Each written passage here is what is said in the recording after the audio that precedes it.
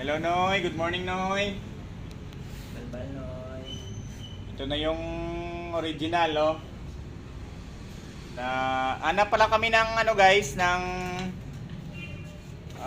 Rusi Flash para masubukan dito sa Honda GTR no. Ito yung original oh. Ayan. Full stock din ito mga sir no. Hanap kami ng Rusi Flash 150X, yung bagong labas ngayon ng Rusi na 4 valves. Alright. Balita ko, napakalakas daw yun, sabi ni Boss J Mags, no? Natin. Subukan natin yun. Rusi Flash 150X, laban dito sa Honda GTR 150. Ayan guys, no?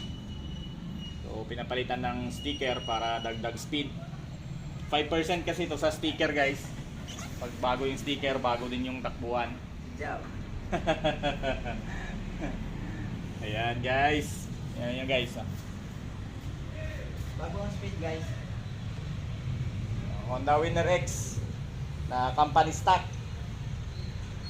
Hanap lang ng Rusi Flash 150. Dito sa South Thailand guys, baka meron kayong kilala na nakakuha na ng Honda Winner X. Ay hindi, ano yun?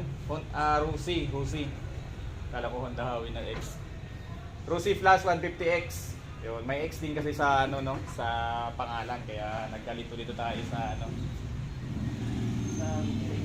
Oh. Yan guys. Bago yung sticker ng GTR 150. Ito yung original guys ha, baka malito kayo. Kasi halos parang magkamukha eh. Sabi ni Mac Raider na impostor, grabe ka naman Mac Raider. Nabihan mo yung Winner X na impostor, walang iya ka talaga. Oo. Ay yung Rusi, yung Flash 150.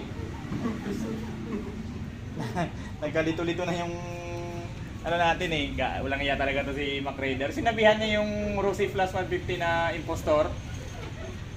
GTR impostor. So yan guys, no? Baka comment lang kayo guys dito sa South Thailand, Mindanao. Baka meron kayong Rusi Flash 150X 4 valve 6 speed. Yan, pwede dito sa Honda GTR, the original. Yeah.